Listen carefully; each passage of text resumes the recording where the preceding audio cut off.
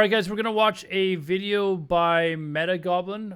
This is 10 things before pre-patch comes. You need to do these 10 things before pre-patch comes. So pre-patch we expect is probably gonna be sometime in the next couple of weeks, next few weeks maybe. I've still got to finish leveling this paladin. I've got a couple of professions I've still got to level that I haven't even started on yet. And I've got, let's see what else. Probably to farm some more gold. I know there's people talking about farming honor to get honor capped. Wonder what else you could have on here. Anyways, for those of you that are watching this video on YouTube, this is a video by Meta Goblin. If you don't follow him, you should. He's been a content creator for many, many years. He's closing in on 100,000 subscribers, but he has some very informative videos. So definitely go over to his channel as well. I'll give the links down below to both this video and his channel. You can go subscribe to him. Other than that, let's watch this video and see what he says that we need to do before pre-patch. So pre-patch could happen any second now, guys. So today, going to give you my 10 cheeky tips on how to prepare for the pre-patch. Today, we're going to be covering some of the best gold investments to make you a truckload of gold when that pre-patch drops by doing nothing other than just buying stuff off the auction house and selling it for an instant profit. Tips to save you hours and hours of time, and then some really I like the instant gold profit idea. I like that. Really strange and underrated tips. 10 cheeky tips. Where do you think Meta Goblin's from? 10 cheeky tips. Which, very weirdly, will help you raiding in Wrath of the Lich King Classic. So anyway, let's jump in. Gold investments first of all, guys. So people are obviously going to be re-rolling their professions when Wrath of the Lich King launches, and they're probably going to be doing it in the pre-patch. This means the price of leveling materials will increase just as it did in TBC Classic pre-patch. Many people are going to be re-rolling inscription, jewel crafting and engineering. When it comes to doing gold investments, I'd always recommend to be diverse. Don't just buy 2,000 gems, right? Buy a little here, buy a little there and everywhere. Buy little amounts of different resources, and then when the pre-patch drops, at least wait 1 to 3 weeks for everything to fully sell. Make sure you don't overpost on the auction house, because then you're going to flood the market and drop the price. Now when it comes to inscription, herbs are required for every single pigment that is required obviously to create inks, which is required to level up your inscription skill. So what I'd recommend is buying herbs for all of the different pigments, alabaster, dusky, verdant, golden and burnt, etc. Every single type of cloth is obviously going to bump up in the pre-patch too, but probably only want to buy like mage weave, rune cloth and silk cloth, to be honest, because then wool cloth and stuff is dirt cheap. But all of these are actually required for leveling many different professions and obviously tailoring, and obviously people are all You guys he's from Mexico. Yeah, Cabo. It sounds like he's from Cabo San Lucas. I've got so much of this cloth on one of my characters, like just keep it, but always need all the characters I've leveled recently, all the cloth goes, I just dump on these guys. But I gotta level that's what I gotta do next. I gotta level my druids, mining and herbalism. So I'll get a bunch of this stuff doing that. Bags. Motorfy will probably bump up a little bit too, because it's needed for leveling engineering, and people will be wanting certain crafted gear pieces for their boosted characters. Remember, all of our different gems will also bump up too, so anything from low level like shadow gems, star rubies, citrons, huge emeralds, and then obviously the cheap outland gems like the golden dranite, and then all the different colours. All of the raw ores and smelted bars will go up too, so I'd recommend buying a mixture of them, especially silver bars because they're required for jewel crafting and engineering. And obviously stones, although they are quite cheap normally, you can probably get a little bit of a profit from just buying the stones, if you can get them cheap. If you like the video, guys, and you like cool subscriber free only content, then please subscribe to the channel. It really does help out. Now my second tip is to burn your badges for gold, because if you're still raiding right now or just doing bits and bobs in the game and getting obviously your badges of justice, and you have absolutely nothing to spend them on when it comes to gear, then you want to be buying gems and selling them. They're getting cheaper and cheaper every week, guys. Every day we get closer to Wrath, they're going to get cheaper and cheaper. And this is because less and less guilds are raiding Sunwell, because obviously it's too hard for them. So there's less demand for these gems. So get these badges turned into gems and turned into gold as soon as possible. I've easily made nearly 1,000 gold just by converting my badges of justice into gems. I think I've got like 1,000 badges. I'm not kidding you. Probably bump up because people will want to make BOE gear for their boosted character. I gotta get on that. Like I think my Warlock alone has like 800 or 900 badges. Like characters or their Death Knights. However, this is a little bit of a risky investment because it relies on a small percentage of a player base who are, you know, sweaty players who will go through that effort of gearing up their Death Knights and boosted characters with purchasable gear. So honestly, my advice is whenever you have badges, enough badges to buy a gem, get it bought, get it sold. Another thing to remember, guys, is when that pre-patch drops, there's a number of things do that immediately. that are going to totally be deleted from the game. Like, for instance, all of the raiding titles in TBC. These titles are rewarded for completing the raid achievement quest lines. You can still go and get these titles by completing the quest lines, even though you don't technically need to do that anymore to get attuned. But they will be removed when that patch 3.0 drops, so get them while you can because you won't be able to ever get them ever again. Another one to mention is the Amani Warbear. This totally gets removed as well in Wrath of the Lich King, so get that mount while you can.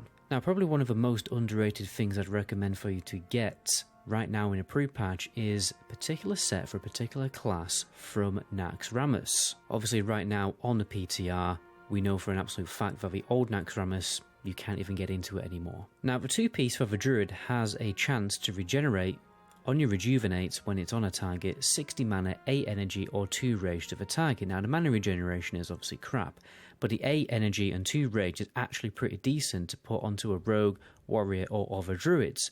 But obviously, this is a very try-hard, min-max tip. It's not absolutely essential that you do this, but it goes very well with a new Resto Druid talent called Revitalize. This causes your Rejuvenation Wild Growth to have a 15% chance to restore 8 energy, 4 rage, or 1% mana, or 16 runic power, etc. So these effects obviously stack quite well, and when you're at a point where you don't really need healing gear anymore to progress through the raid, you can just go sweaty, deep. There are people like still like raiding Nax. I honestly, this is like just way too try hard for me to like actually be raiding Nax and stuff like this for this sort of stuff. Like, to be honest, it's PS mode. Sinking all it's your time a little and bit resources much into getting better passes for your raid, then it's not a bad tip. And obviously there's going to be other items like the Corrupted Ashbringer that you'll later want for Transmog in Cataclysm, and obviously the tier 3 sets, which you will not be able to get in Cataclysm either. Now it's time to talk about Honor.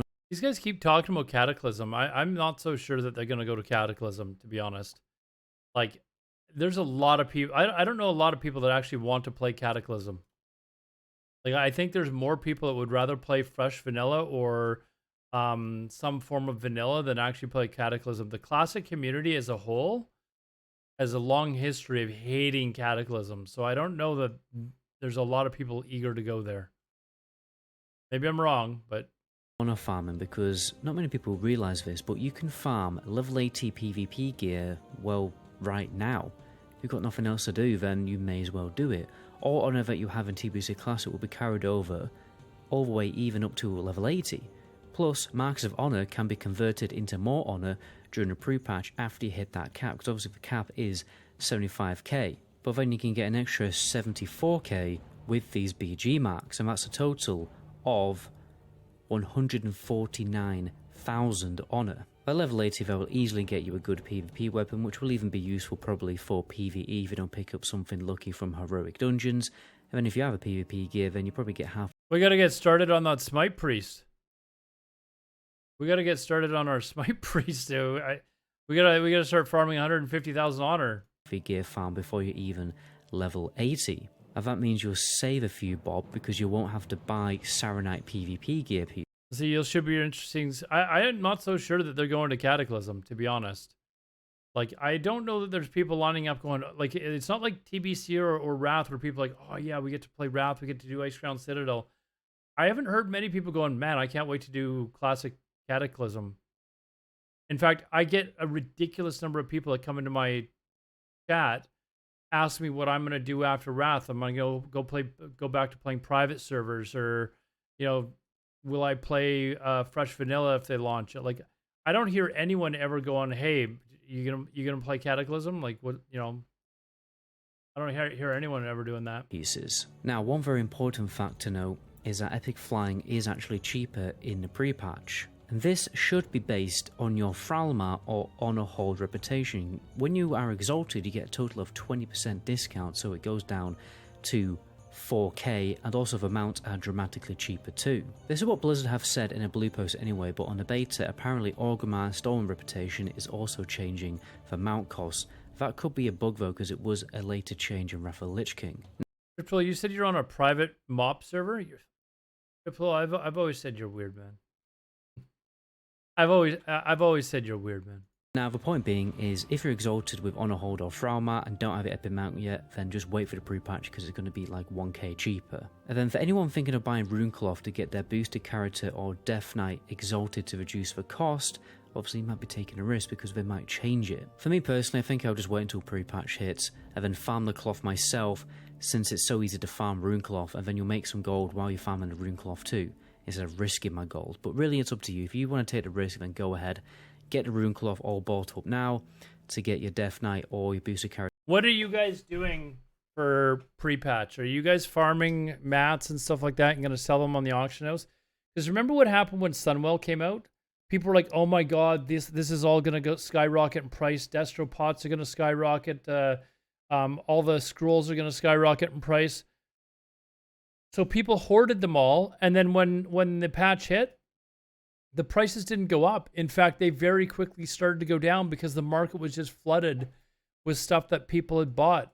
So it's almost like, okay, well, you're not making any money. I think the days of like people making a ton of money off of this stuff, it's maybe not as good as it once was, because people have kind of caught on to that. They're informed about it, and now you have like every Tom, Dick, and Harry running around like getting all these materials, and then they're unloading them onto the market at the same time, and it's flooding the market, and nobody's making any gold. Character Exalted straight away to save a little bit of gold on your Epic Flying. But obviously, depending on server economies, you might not actually save any gold, so make sure to calculate that properly. Now let's talk about Death Knight specifically. You can prepare items for your Death Knight so that it can instantly turn in quests, because certain quests don't actually require quest items. This is because certain quests require items that you can farm in the open world or very simply buy off the auction house. Now, I've seen some people recommend the quest that you can get in Blasted Lands. I've even recommended that. The problem is, it's totally crap. Okay, so when you are level 58, the XP is totally nerfed from these quests, because they technically are low level 50 quests. And most people are actually going to leave the starting area at level 59 in the pre-patch because of the XP buff. And by then, if you turn in all those quests, you'll get like 3k XP. It really isn't worth doing. Since most optimal routes will recommend for you to go to Blasted Lands later, you could even be like level 60 or level 61, and at that point, they actually won't give any XP. So yeah, it's not going to work. If you're watching this video at a later date when the XP buff isn't active, then yeah, you can go and get those items, because if you get that level 58, you can still get 12k experience. But the quests at Lightsoak Chapel are much more juicy. They're like over 50k unbuffed, and you can easily unlock them by getting friendly with the Argent Dawn. And just all you have to do is a couple of quests, like the Cauldron quests, and there you go, Bob's your uncle, you are friendly with the Argent Dawn. Another thing to do that is definitely worth it, gives a truckload of XP, is the cloth turn-ins at every single major city. Only really worth doing though if you have a mage to port you around. And now if you want to go even... That's actually not a bad idea as well. Like you can have 25 quests, and if you haven't done the cloth quests yet, you can actually do those as well. So that's another 4 each, so an extra 16 quests to turn in. Now of course the first versions of the quests are not going to be worth much, but the last Runecloth one and stuff like that, it wouldn't be worth too much if you've got a mage support you around. Even sweatier. That's actually I think the first time I've actually seen someone suggest that, but most people do the cloth quests while they're leveling up. Like I typically do the cloth quests, I believe around 54, 56, somewhere around there, I believe is when it's supposed to be the best, or at least that's what it was in Classic anyways. You can go to Scylla first, because you can get loads of free quest turn-ins there when you unlock Cenarian Expedition at Friendly Reputation. However, it's not really worth doing unless you can get someone to summon you there. Now, I have a full, very detailed video about it on my channel. I'll link it in the description down below. And all members get access to the big quest list that I have for power leveling a Death Knight on launch day. That also includes a very optimal route to get to like level 62/63 before you get to Outland. And very soon I will be making some changes to that quest list too, because I have found another sweaty strategy that will give you even more experience on launch. A little engineering tip now. So since Jeeves shouldn't be available at launch, the TBC repair bots will still be pretty useful. So what you can do is kill two birds with one stone, right? When you're at level 375, you can continue to craft repair bots all the way to 380 and then get 25 repair bots along the way, rather than spending extra gold on Northrend materials. So then you can use any Northrend materials that you acquire while leveling later on in your engineering leveling journey, because you're essentially getting 5 skill ups for free with TBC materials. Now, you can work on unlocking certain achievements right now before the pre-patch even happens.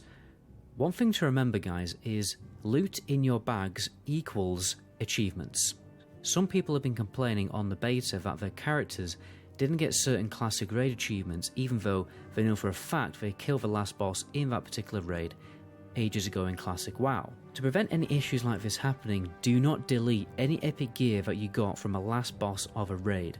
That will secure your achievement of defeating that raid. And the reason why I know that this works is because on my own private server, when I add certain gear pieces to my character, the game automatically will give me an achievement for that raid if it drops from the last boss. And the same goes for any other achievements that aren't related to raids. You have to keep your gear then? Tied to a particular item. So if you know there's an item that's going to give you an achievement, keep that item for when the pre-patch drops. Obviously, apart from that, there are titles you can farm like the Insane if you are actually insane, the Exalted, which is 40 Exalted reputations, or you can even farm the 50 mounts for the Albino Drake achievement. So on your main character, check your character screen right now. I bet you don't have all your weapon skills leveled up all the way to max level, because your Abyss and slot weapons for the whole X-Pack were the exact same type of weapon. Now, when you're leveling in Wrath of the Lich King or you're farming heroics, you will likely pick up upgrades of very different many weapon types. And it's going to be really bad if you still have your Axes skill, for instance, lower than 100, because then you can't really take advantage of that upgrade until you've got weapon skill leveled up. And if you're still leveling, then you're going to have to spend like ages getting your weapon skill leveled up, or doing crappy noodle damage for like an hour or two getting that weapon skill grinded. This is how you level weapon skills ridiculously fast in the game. So first of all, you get the fastest weapon that you can possibly can. Say I need to level up my axes, right? I'm going to go to the auction house, buy a really cheap axe that has the fastest weapon speed possible. And obviously you can get something cheap. It really does not matter if it's like a level 5 item or something. It does not matter. Then stack intellect gear, cheap intellect gear, like green gear, get intellect food, get scrolls of intellect, because this speeds up the rate that your weapon skills actually increase. Because when you start getting closer to that cap, it takes ages and ages for the last few skill points to go up. But when you stack intellect... I'm not going through all this. I'm just going to sit there and attack a mob and have my Wrestler Druid throw awesome. Like I'll just leave it at that. I'm not going to go and buy gear to speed it up. I don't know how much it would speed it up, but I can't imagine that it's going to reduce the amount of time it takes you by 50% or something like that. Maybe it does, but I feel like it would take you that much time just to go and find all the proper gear and stuff like that. Just get to work. Absolutely fly by. Honestly, it's worth doing. It'll save you a truckload of time. And then get any buffs that speed up your attack speed. Get a Death Knight in the party or a Shaman in the party for Icy Talons or Wind Fury. Obviously, use Slice and Dice. Don't just sit there auto-attacking on your rogue. Actually keep Slice and Dice up. And then obviously you can do things like Bloodlust. Then go to Blasted Lands and attack the Servant of Groll at Dreadmaw Hold. This guy will not die, so you can just grind your weapon skill on it. Pretty simple. Then don't just leave a character to auto-attack. You should be spamming cheap-to-use abilities like Sinister Strike or even Hamstring, because every other melee attack will count as another melee swing, so we will grind up that skill faster. And obviously for the warrior, the more you hamstring, the more you're going to proc effects like a Warrior's Flurry, which is a little buff that increases your attack speed. And lastly, actually use abilities that will keep you alive, because then you won't have to reset. Or what you can do is get a tank to just sit there and tank it, and he shouldn't really take any damage. The collection tab will also be here in a pre-patch. This means you don't have to keep your pets in your bag anymore because you just click them and then they become binded to your character and then they'll appear in your collection screen. But remember guys, achievements and stuff aren't account-wide. So if you want to collect loads of pets on a single character to get certain achievements, then obviously you want to pool all of the non-soulbound pets onto one character. And as a little bonus, there is actually a pet that only drops in a pre-patch event for Wrath of the Lich King from the boss in Karazhan. So you obviously want to get that while you can. And that's it guys, so I do actually have an extra tip that is going to be very useful to you on the Wrath of the Lich King launch that you can start preparing now. It involves something to do with Alodar Valley reputation. If you want info about that, subscribe to the channel and then go check out the channel page. The video is going to be on there. And I've also put in the description some extra gold investments, a little bit more information about what we talked about earlier when it comes to gold investments. But anyway guys, my name is Metagoblin. To the next video, ciao. Anyways, so as far as like the gold investments that he was saying at the beginning, like I think maybe for I don't know, I just think people are so informed now that anyone that is planning on doing inscription has probably already got their mats. Like I don't know that maybe there are people out there that are just lazy or whatever, but I feel like there's so many people out there that are planning on people leveling inscription that they've already gone out and collected all the mats to be able to flood the market with. But the people that are leveling inscription have probably already got their own mats as well. So you're going to have all these people that have got the mats in order to sell to these people who already have the mats. So it's just going to flood the market and the prices aren't going to go up. So anyways, that's what I think about the one that he mentioned. So I'm probably, I've got to level engineering on 2 characters, but I've got to level mining and herbalism on another character. So I'm just going to level the mining on 1 character, and he's just going to supply the mats for the engineering for the other 2. So let's see. The one where you're going to Nax to get these pieces. I mean, that's a little bit much, in my opinion. Like, the honor thing is a good suggestion. There are lots of people doing battlegrounds right now.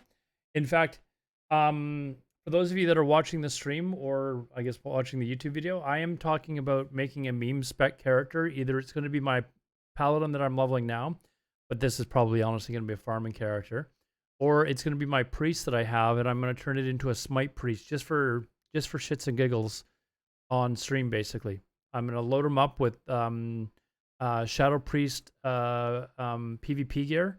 It's got a lot of crit strike and spell power on it, and stam and int. And I'm basically going to buff him up like crazy and go into battlegrounds and just nuke away, basically.